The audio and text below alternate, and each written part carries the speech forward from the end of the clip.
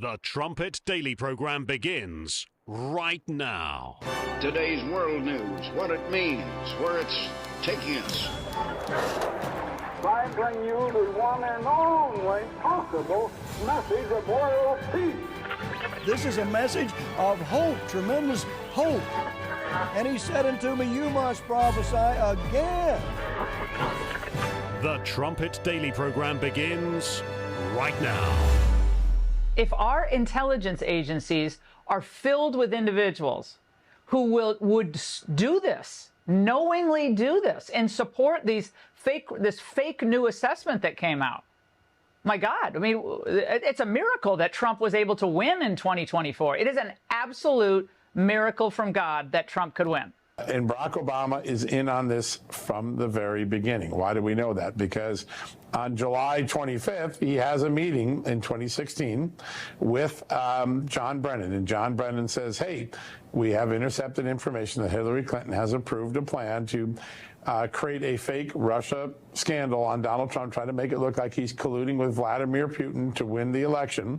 And the president knows this, and then 4 days later, he allows the FBI's investigation of Donald Trump, clearly based on Hillary Clinton's bogus information, to proceed. In January 2017, as he's leaving the office, Barack Obama attends a meeting. The FBI has decided to clear Mike Flynn, President Trump's national security advisor, and President Obama participates in a meeting on how they can try to keep Mike Flynn's investigation open, maybe lure him into a interview where they can then try to get him to lie or trick him into lying and indict him. That is also what occurs in that time frame. Now we have another intercept suggesting that Debbie Wasserman Schultz was talking, or someone was talking to, and was intercepted on a phone call saying President Obama has decided to nix any effort to pursue Hillary Clinton's email scandal. Basically, the fix was in on Hillary Clinton's scandal. So Barack Obama is allegedly involved in all three of those major moments in the summer of 16, which unleashes 9 years of weaponization against Donald Trump and Republican followers. That is why Barack Obama's name is on the mind of so many people today, and why Mike Johnson's talking about a possible subpoena. Does it get tricky at all with the former president, President Obama, looking at what his role in this is and bringing him in for some sort of deposition, potential subpoena? Well, listen, I mean, we have no concern about that. If it's uncomfortable for him, he shouldn't have been involved in overseeing this, which is what it appears to us has happened. There's a lot of allegations on the table. Our job is to go and follow each of those trails and to find out the truth. So those are very serious allegations with very serious implications, but we're going to have very serious people working on it, and we will get the answers. Recently, Trump posted a somewhat comical meme of he's sitting alongside Obama, and then federal agents show up and lock him up. But I think we're getting a little past meme time. We're getting to the time of decision making. And Tulsi Gabbard, who has issued a new report, an intelligence report, with some rather startling and very incriminating conclusions, agrees with me. And she has made a criminal referral on Obama and many others. I think the day is finally here to indict Barack Obama and put him in handcuffs. I was the hunted, and now I'm the hunter. It's a big difference. From the hunted to hunting. Now he's sending out the memes and all this, but we'll see what happens in the courts. Some have wondered how you could even get a positive outcome there if it's in a D.C. court in particular. But leaving all that aside, I mean, the tables have definitely turned. And as you heard there at the very top, I mean, this is one of many absolute miracles from God. The fact that Donald Trump was able to withstand those withering attacks, those vicious attacks, and to actually be reelected last November. And then now, added to that, to see the dear leader finally being exposed for leading a treasonous coup, a rolling coup that went on for 9-10 years, as I said yesterday, a 16-year plan to destroy America. You're listening to Stephen Flurry, and this is the Trumpet Daily. We appreciate you joining us on today's show. You can get to the live stream of this program or the replay of it after the fact at trumpetdaily.com or at the Rumble channel, rumble.com/Trumpet Daily. The tables have indeed turned, definitely. And God's hand, you can see his fingerprints on so many things. I mean, obviously, you see Satan's fingerprints on all of the evil and the corruption. But God's purpose stands. And through the years, I mean, for years and years and years, we've been telling you about a Jeroboam-type administration, about the return of Donald Trump, and about God exposing Barack Obama. Dinesh D'Souza was there in the cold open. He had something to say about how that, well, the tables have definitely turned. Listen to clip 7. And this part of it is known, that the Hillary Clinton campaign paid for this bogus dossier called the Steele dossier with all these made-up allegations about Trump. But of course, the dossier would just be out there. Maybe Hillary could buy some campaign ads with it. It wouldn't take on the larger dimensions that it did. The reason it did that is because of Barack Obama. It looked like it implicates Brennan, it implicates Comey, it implicates Clapper. But Tulsi Gabbard couldn't have been more clear in her recent statements. The absolute head of this is Obama. Maybe he does have immunity, but nevertheless, this is the case of the Republicans having a giant political opportunity right in front of them. In a sense, the left created the precedent for this, right? They can't say you can't arrest a president because they already did. You can't make the president sit down for a mugshot. They already did. They have played this book out. And now, well, it's our turn. I mean, in so many of those events, the mugshot, lawfare, the assassination attempts, we're not even a year removed from a lot of that. That was all going on last year. So for those weak rhino Republicans saying things like, well, it would, and it may be Pam Bondi is saying this, it'll hurt the country if we actually go after Obama or even Brennan and Clapper. We're here. We've got an agenda. We've got to go forward. We've got to move in the forward direction and forget about what happened in the past. I mean, one thing you can say about Democrats is they will try to destroy you. They'll live in the past, present, future, wherever they have to be to destroy the opposition. And look at what we witnessed last year.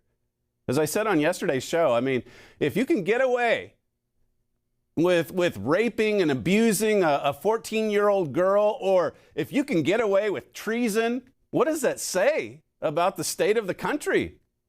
It says we're finished. God brought Donald Trump back so that we could confront our sins. And as Dinesh was saying there, I mean, what an opportunity.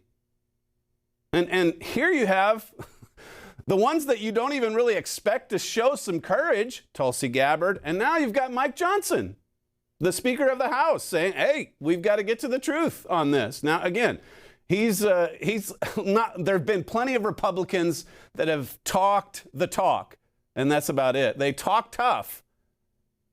And so we'll see if the subpoenas actually come out. I mean, at the very least, even if he's immune from conviction, at the very least, put him on the stand and make him answer for his crimes under oath. If the old crimes are in the too distant past and you can't deal with them now, well, look at what they did to Flynn. He should have to answer for everything. He's gone quiet. God has silenced him. And this has emboldened at least the commentary.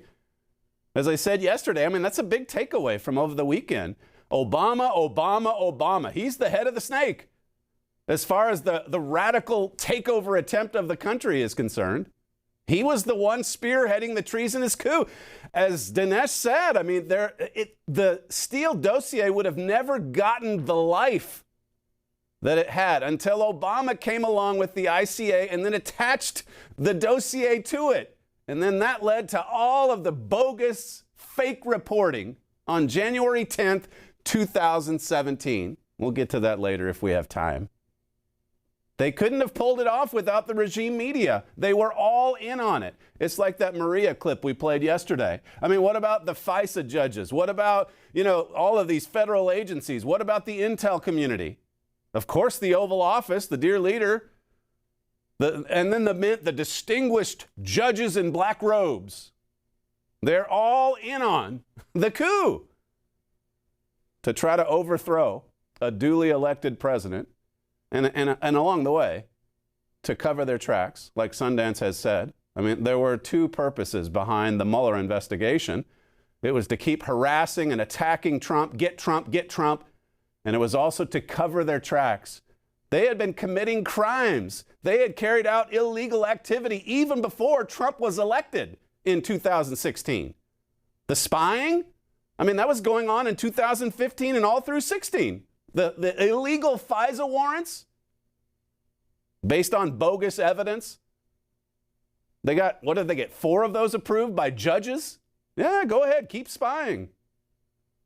And then the fake investigation, making it sound like they were just investigating Russia, and Russia had all these salacious details about Trump, and maybe they could, influence Trump because of that. And in fact, they were trying to investigate Trump, destroy Trump, get Trump. It was all a setup. As I said yesterday, I mean, all that Tulsi revealed over the weekend, I mean, she didn't even get to the January 5 plot and then the January 6 meeting between Comey and Trump, which really was entrapment. That's what that was about. Going back to the miracle, though, the fact that Trump is even in there, the fact that he won in a landslide, the fact that he was nearly assassinated. The Hill, it says, President Trump has emerged as the most powerful president of either party in decades, wielding enormous clout within the GOP, especially on Capitol Hill. How did this happen? I mean, after they ran him out of town, once they stole the election, tried to blot him out, he had no voice. He was kicked off Twitter, kicked off Facebook. It's hard to believe, isn't it? That was just a little over 4 years ago. And now he's back. And he's got more power. Yesterday, General Flynn referred to him as a king. King-like powers, as we've said so often, based on Amos 7 and 2 Kings 14. Now he's back with more power than any president has had in decades. How does this happen? I mean, this is like it's something straight out of the book of Esther, where the tables turned on Haman. He just wanted to kill Jews. And in the end, he was the one that God took care of. This is God's doing. No man can take credit for this. It's of God. I mean, we're living through some times where our faith should be as strong as ever because we're witnessing God's miracles. Now, what do you do with that? How do you respond to that? Well, we're witnessing miracles, but we're also seeing a lot of sickness and filth. And will people be held to account?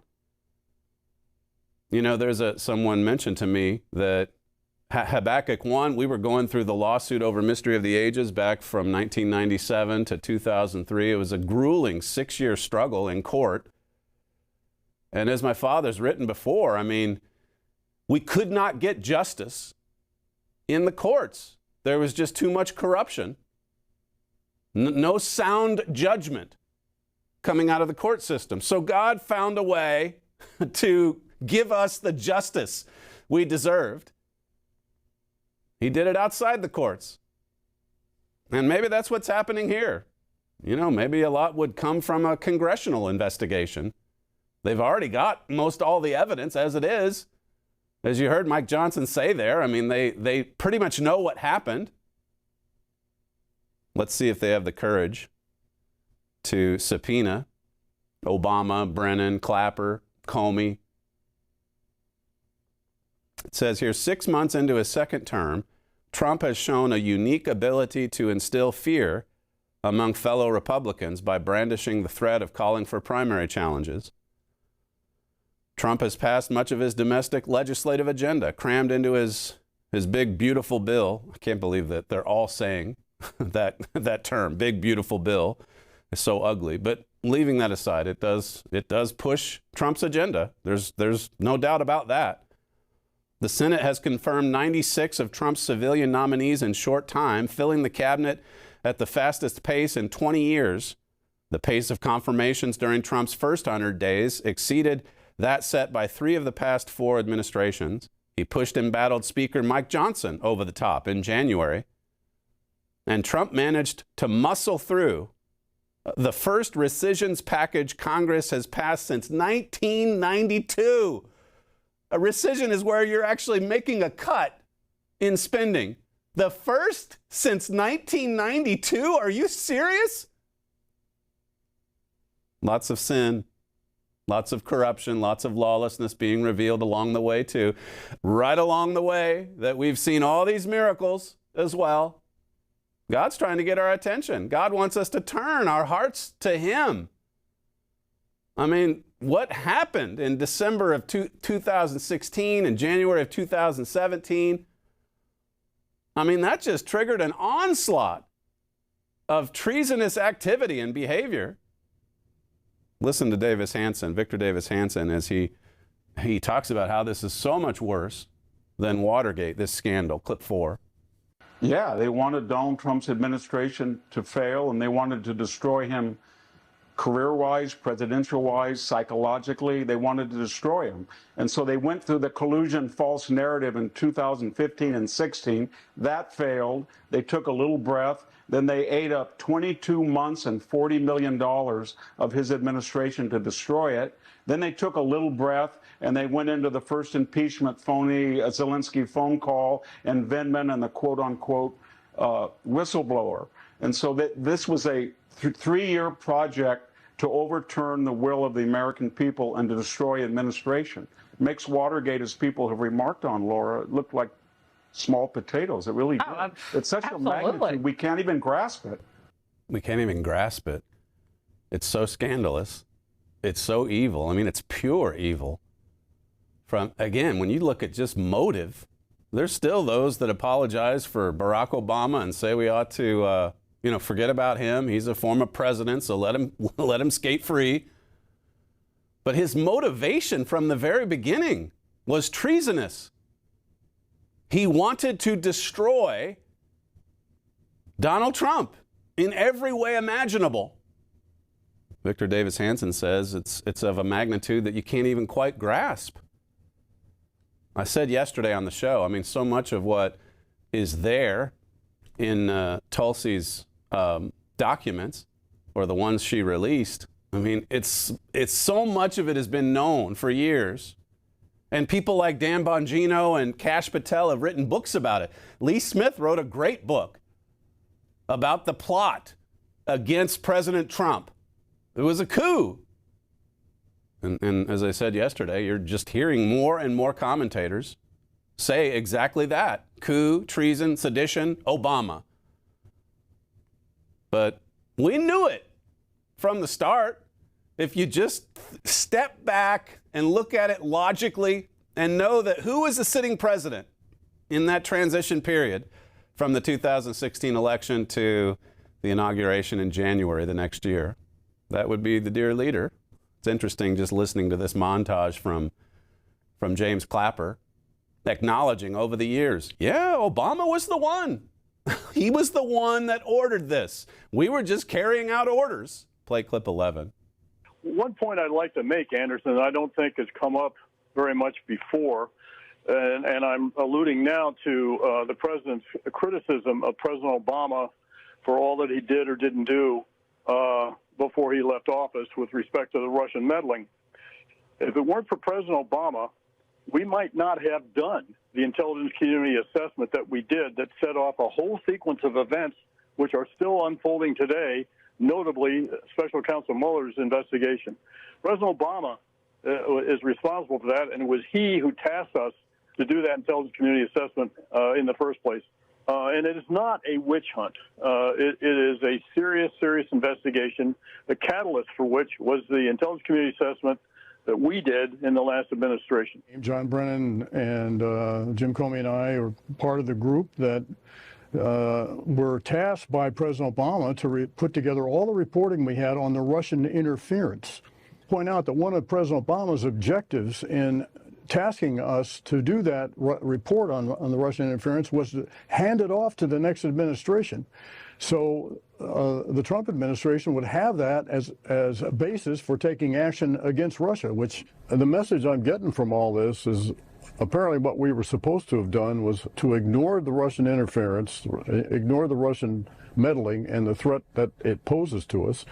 And oh, by the way, blown off what the then Commander-in-Chief, President Obama, told us to do, which was to assemble all the reporting that we had available to us, and put it in one report that the president could pass on to the Congress and to the next administration.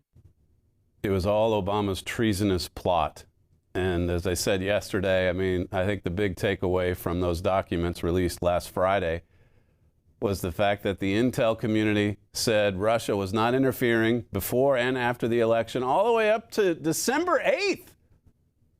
And then the big meeting on December 9th, 2016. And Obama says, hey, we're going in a different direction.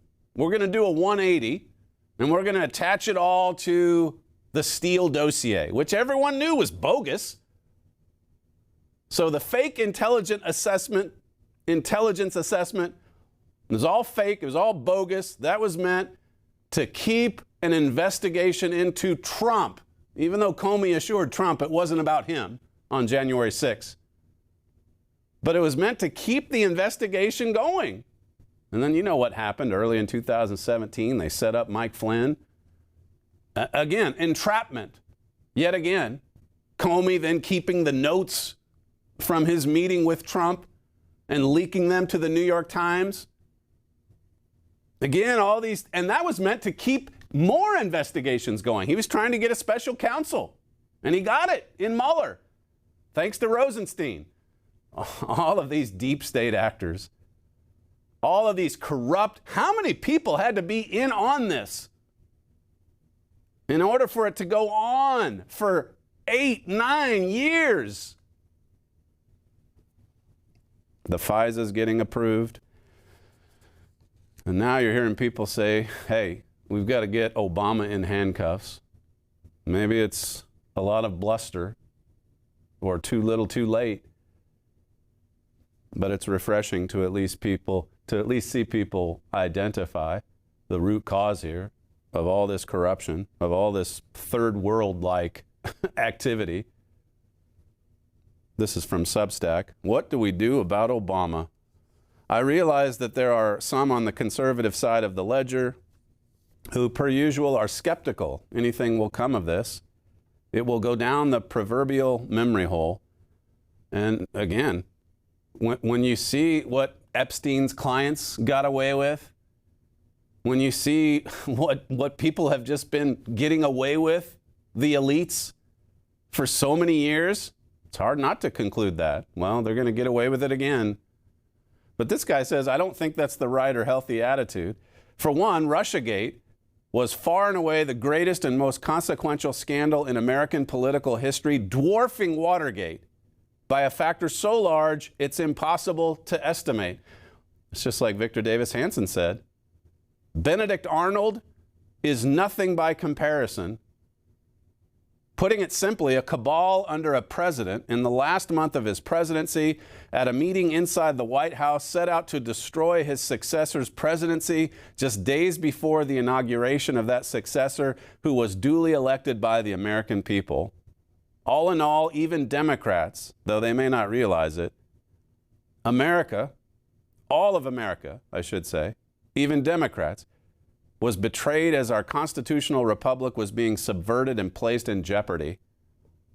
It says the cabal did this, as Gabbard makes clear, by lying extensively, using evidence, the Steele dossier they knew to be salacious, a salacious fake, and colluding with all too willing government agencies and their myriad press toadies to amplify their malign and completely illegal ends. I mean, in some ways you read that and you think, how could this possibly get cleaned up? How could there be justice for all of these involved? There were so many who were complicit. It says whether this is treason or sedition, doesn't really matter. What they did is horrendous under any definition. Nevertheless, the death penalty, a possible penalty only for treason, should not be employed. And so this guy goes on and says, some should be put to prison and others should be exiled, their wealth taken from them. It's hard to see anything like that happening, but there should certainly be some indictments. There should certainly be some testimony under oath. What an opportunity, as D'Souza said, for Republicans to actually show a backbone, to actually have a fight spirit, to show some rising lion courage. What an opportunity. As I say, you wouldn't have expected Tulsi Gabbard to be the first one to come forward saying, this was a coup, this is treason. And I think some would say, I wasn't quite expecting Speaker Johnson to lob this bomb into the opposition camp. Yeah, we'll call Obama. We want to get to the truth. Here's a little bit more from Speaker Johnson's interview yesterday, clip 1.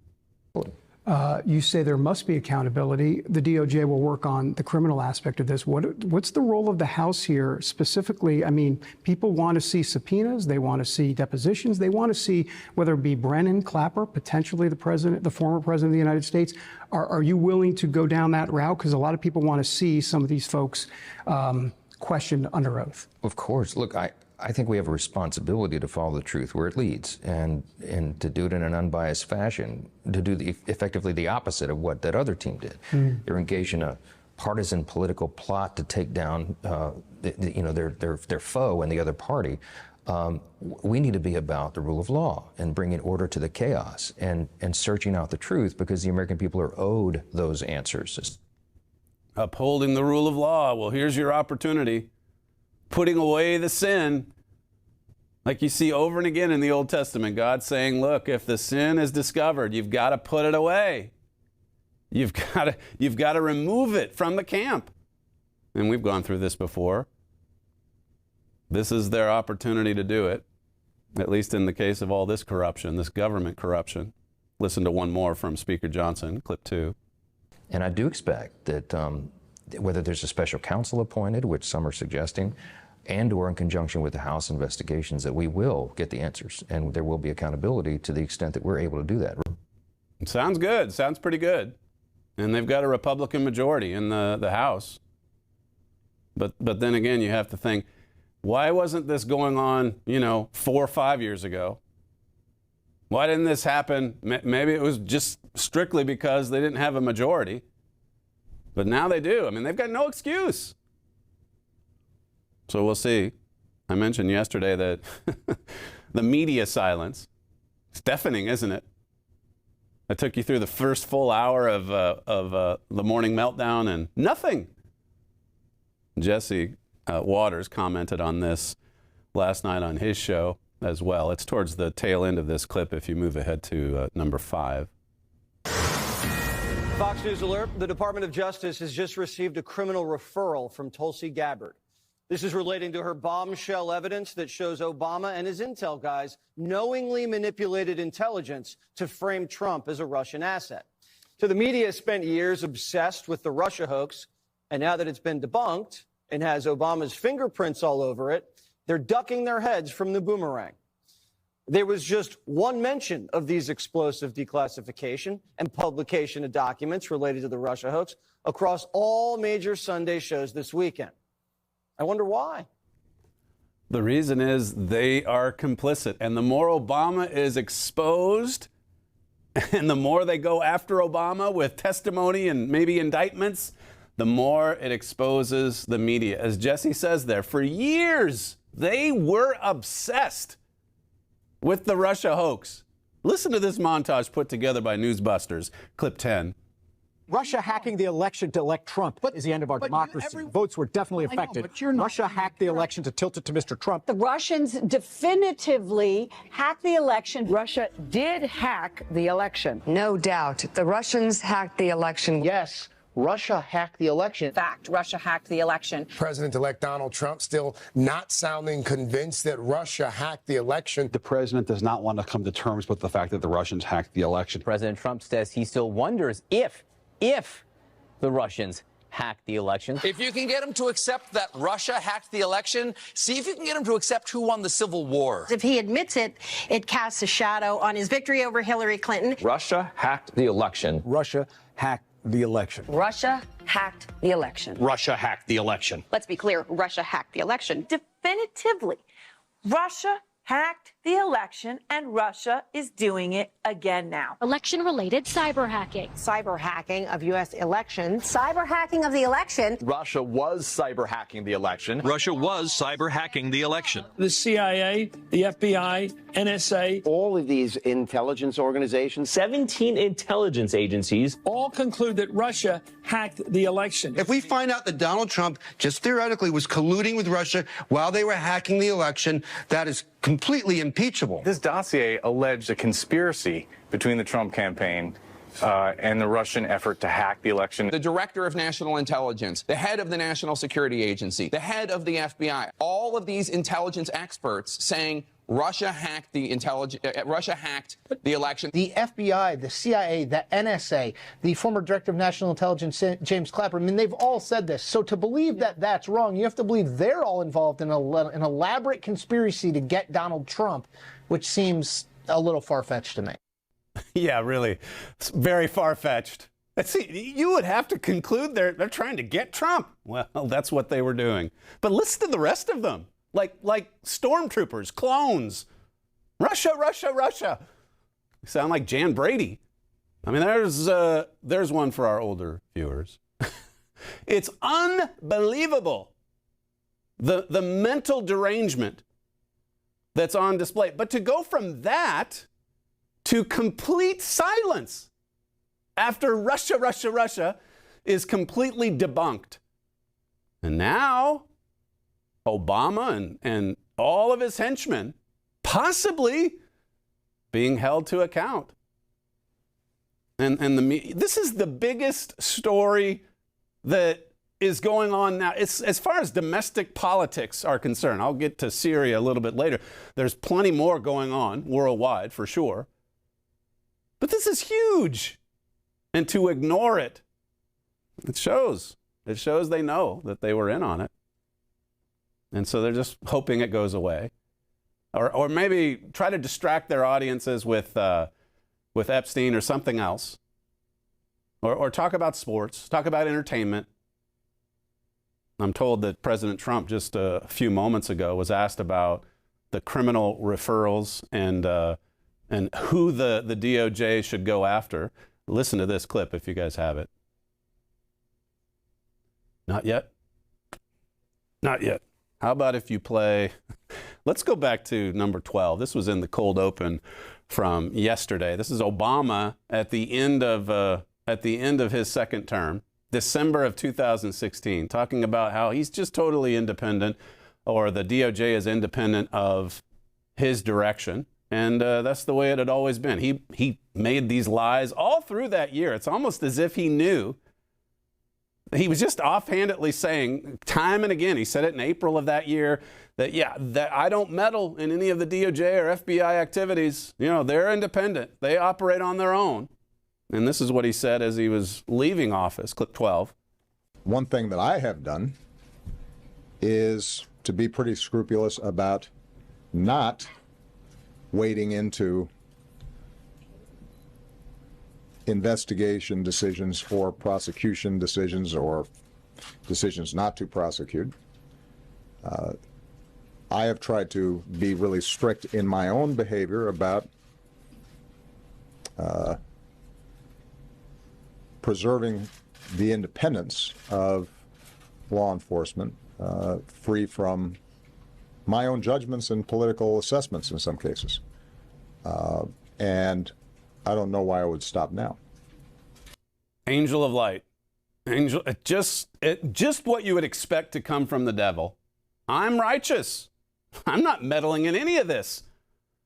And yet you look at Tulsi Gabbard's documents and even other things we've known for years. Peter Strzok and his lover going back and forth. Yeah, the big guys, he's heading this up. We've known it from just some of the activities going on in the summer. You heard John Solomon in the cold open. He was involved in letting Hillary skate free from, the email server that she had tucked away in her basement. She got off scot-free. He kept the investigation into Mike Flynn going when even the investigator said, yeah, everything's done here. There's nothing, really nothing to worry about. And Obama kept it going. And then Obama authored, or at least directed the intel community to create a fake intelligence assessment. All that going on in 2016, and then he says that. Well, now that there's a criminal referral, who should we go after? Who should the DOJ go after? And as I say, President Trump a few moments ago said this. Submitted a criminal referral to the Department of Justice. From your perspective, who should the DOJ target as part of their investigation? What specific figures in the Obama administration? Well, based on what I read, and I read pretty much what you read, it would be President Obama. He started it. And Biden was there with him. And Comey was there. And Clapper, the whole group was there. But you know what? If you look at those papers, they have them stone cold. And it was President Obama. It wasn't lots of people all over the place. It was them too. But the leader of the gang was President Obama, Barack Hussein Obama. Have you heard of him? And except for the fact that he gets shielded by the press for his entire life, that's the one look, he's guilty. It's not a question. I like to say, let's give it time. It's there. He's guilty. This was treason. This was every word you can think of. They tried to steal the election. They tried to obfuscate the election. They did things that nobody's ever even imagined, even in other countries. You've seen some pretty rough countries. This man has seen some pretty rough countries, but you've never seen anything like it. He's completely right. Hopefully Pam Bondi is listening. You now know the details behind the December 9 meeting that Obama called for and then ordered the fake intel assessment to be produced. You now know a lot more about the leaks that came out that day in the Washington Post and the New York Times, hopping on board with the story before the assessment was even done, before the assessment even started. But what about January 5, the day before the assessment is released? The fake assessment. January 5th, 2017, here again, Obama calls for a meeting with all the usual suspects. You've got James Clapper, you've got Brennan, you've got Biden, as you heard there from President Trump. Comey's involved. They're all in the Oval Office, and they're there to discuss the game plan. How are we going to get Trump as soon as we release this fake assessment tomorrow, January 6th? And this is all laid out in America Under Attack. If you don't have this book, a lot of it's now history. But you also get God's prophecies along the way. And why it is that we concluded that this would soon be exposed and that Donald Trump would come back. It's a miracle. It's an absolute miracle that all of this transpired exactly the way God said that it would. The officials in the meeting would need to figure out how the investigation of Carter Page and the Trump campaign could continue, despite the fact that its central focus, Trump, was about to be sworn in as president. Trump was about to become the boss for all these agents of corruption. So they were plotting. How can we keep all of these investigations going? How can the dear leader keep running this shadow government, the deep state, the administrative state, the swamp, even while Trump was in office? My father says these highest officials, led by Obama, were strategizing about how to continue an illegal investigation on the next sitting president, who would be their own boss. This is treason. And later on in this quote, as I said yesterday, my father says, okay, here's what Webster's has to say about treason.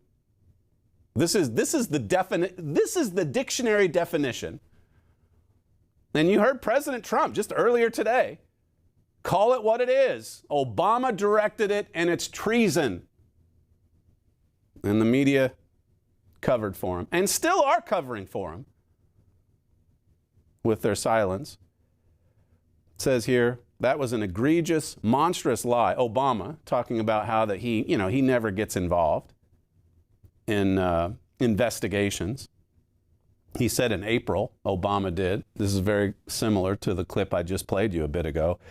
He said, I do not talk to the Attorney General about pending investigations. I do not talk to FBI directors about pending investigations. We have a strict line and always have maintained it. He lied over and over again. He ordered all this. He ordered the investigations. He got updates on the investigations. He called meetings in the Oval Office to say, how are we going to carry out this investigation, even when Trump comes to power? Wow. It's an egregious lie. McCarthy says, Obama officials claim to adhere to the book that forbade consultations between political leaders and investigators, but here they were consulting. January 5. How do we keep it going? How do we go into a supposed defensive briefing with Donald Trump tomorrow to reassure him that, look, what we're continuing on, even as you are inaugurated as president, is meant to help you. Comey lied. That's the way Comey presented it. We just want to keep the investigation going to help you. No, it was intended to hurt Donald Trump and to cover their own tracks as well. My father says, could there be a more deadly treasonous act? Could there be anything more treasonous for this to go unpunished? In some ways, that's worse than treason. That's surrender. What does it say to others who are planning or plotting to get away with crimes of the highest order if all of this goes unpunished? It says here, after that meeting, Obama met further with Yates and Comey, both of whom would remain in office after Trump became president. At the second meeting, President Obama talked about the briefing FBI Director Comey would give the incoming president the next day, January 6. Obama instructed Comey to be selective when he briefed President-elect Trump. Comey was not to tell Trump the truth, that he was being investigated. This is all from America Under Attack. It's the book right up until the election last year that we probably plugged and promoted more than any other piece of literature we've produced.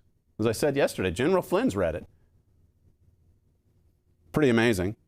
When Comey briefed Trump on the Steele dossier, it's almost certain that he described only a sliver of it, the embarrassing sexual allegations, so the incoming president would authorize the investigation to continue in order to clear his name.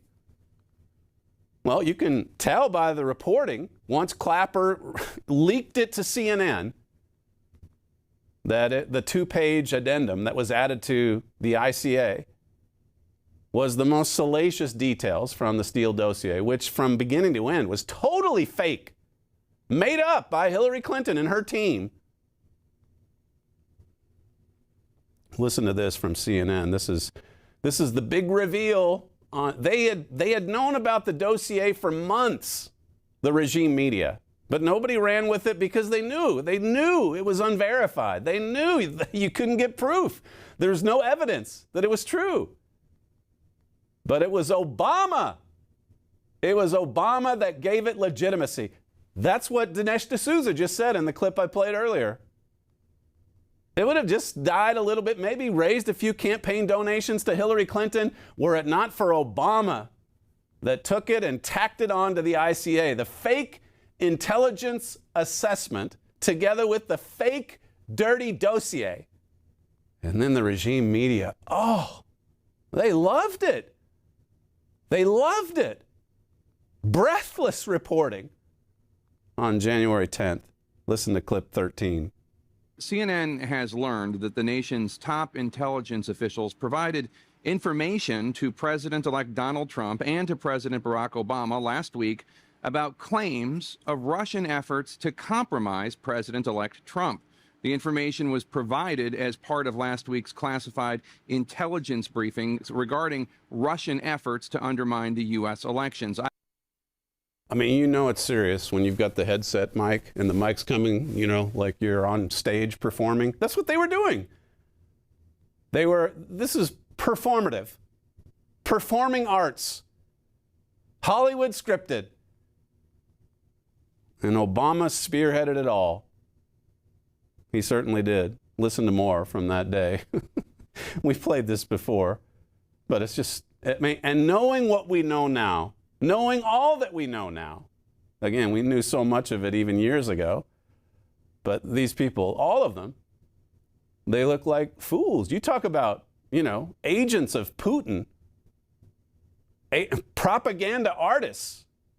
That's what they are. Clip 14. Multiple U.S. officials with direct knowledge of the briefings tell CNN that classified documents on Russian interference in the 2016 U.S. election presented last week to President Obama and to President-elect Trump included allegations that Russian operatives claimed to have compromising personal and financial information about Mr. Trump. The allegations were part of a two-page synopsis. These were based on memos compiled by a former British intelligence operative whose past work U.S. intelligence officials consider credible. Right, Chris Steele, credible source. More headsets, this time for Shudo. It's so serious. I mean, it's got salacious details compromising Trump.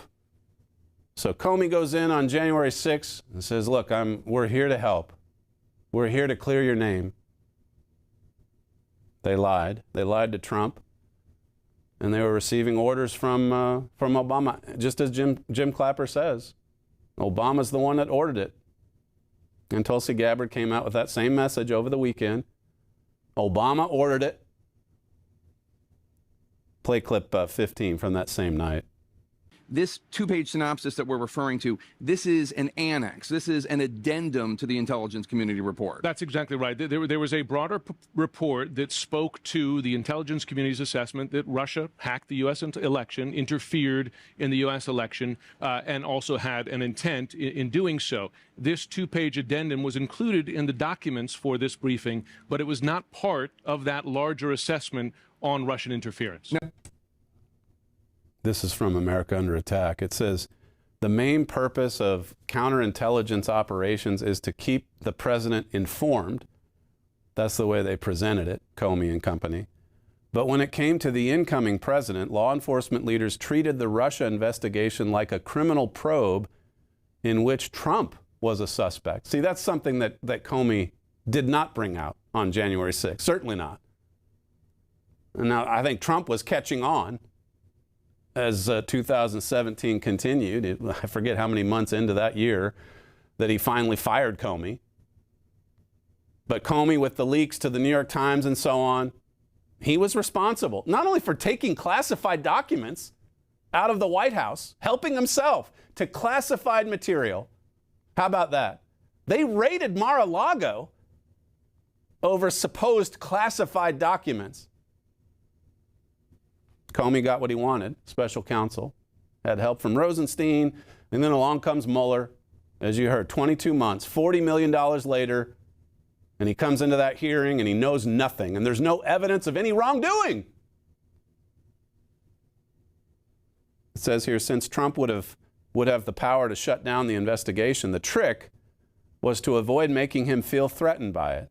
Therefore, the strategy was to withhold information that illustrated Trump's centrality to the investigation, assure him that he was not a suspect, and gently admonish him about the need to respect law enforcement's independence. You see, just like the dear leader always said, you're to be independent from investigations. That's the way I did it.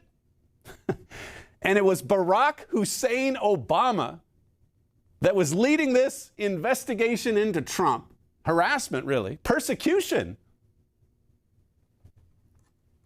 Comey told Mr. Trump in private that he was not under investigation. Mr. Trump wanted Comey to relay the message to the public. Trump said, again, this is January 2017. If I'm not under investigation, can you at least tell the American people so that we can be unified? So that they can know, I mean, I'm duly elected. They brought me in. Can you tell them the truth then? Comey couldn't do it because it wasn't a counterintelligence operation. It was meant to go after Trump.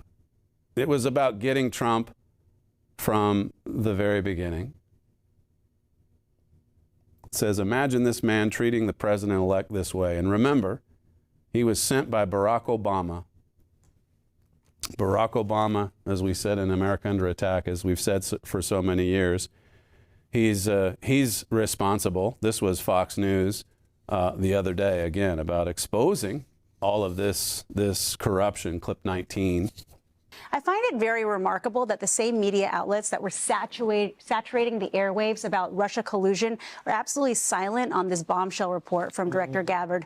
The fact that maybe the big coup from the Democrats wasn't when they ousted President Biden and put in Kamala Harris, but it was actually when the former President Obama manufactured intelligence for political gain. Pretty amazing, as I said yesterday. Coup, treason, Obama. You're hearing it all. I meant to get to this story yesterday from Sundance about the release of the documents from DNI. It says, staying focused on the trail of evidence held deep within the DNI office is why Tulsi Gabbard has been targeted for removal the past several weeks. See, as I said yesterday, Satan above all hates being exposed. They knew Mike Flynn could expose them. So they entrapped him in 2017, and they did everything they could to try to destroy Tulsi Gabbard because they knew. They knew. And she said a couple weeks ago just how difficult it was, even in the position she's in, to get to the truth because there's so many deep state agents in her department. It says the op was green-lighted by Barack Obama as a way to impede the agenda of incoming President Donald Trump. All three branches of government collaborated on the scheme. And then it goes on to quote from Tulsi Gabbard's statement, along with the documents that she released, and all these bullet points. In the months leading up to the November 2016 election, the intelligence community consistently assessed that Russia is probably not trying to influence the election by using cyber means. That was from the intel community, Obama's intel community. On December 7, 2016, after the election, talking points were prepared for DNI James Clapper stating, foreign adversaries did not use cyber attacks on election infrastructure to alter the U.S. presidential election outcome. I mean, that statement is emphatic. And it was presented to James Clapper, who was in Tulsi Gabbard's position at that time. We got nothing. Yeah, it was a perfect election, as Chris Krebs said 4 years later. It was just perfect. That was December 7, by the way, anniversary of my father's firing from the Worldwide Church of God. Start of the 40-day period of trial and test. What a 40-day period this was, from December 7, 2016 to January 16, 2017. On December 9, President Obama's White House gathered top National Security Council principals, and it gives all the names to discuss Russia. After the meeting, DNI Clapper's executive assistant sent an email to IC leaders tasking them with creating a new IC assessment per President Obama's request. A new IC assessment, a fake one, a bogus one, a lie. Obama officials leaked false statements to media outlets, including the Washington Post, claiming Russia has attempted through cyber means to interfere in, if not actively influence, the outcome of the election. Same day. The Post and the New York Times ran with it the same day. They devised this wicked plot. And then it says on January 6, 2017, a new intelligence community assessment was released. And you had the meeting the day before as they devised the plot, how to keep investigating Trump even while he was President Trump. How to get a special counsel eventually. How to destroy this man in any way that we can, or at least to slow down his agenda. And how to cover our own sins. How to cover our own crimes. This is toward the end of Sundown. I know I'm taking you a bit over, but I won't charge you for those, so don't worry. It gives all the names. Well, I can't even get into this. There's too much to go. But at the end, it says, Tulsi Gabbard deserves appreciation for her efforts on releasing these background documents. However, information without accountability should not be the objective. Attorney General Pam Bondi needs to put some teeth into these findings. Information without accountability. It makes me think of something we often say or teach to our young people here at the college and at the academy. I mean, knowledge unapplied is of no value. What good is it if you know crimes were committed, but you don't hold them to account? You don't punish those who are guilty.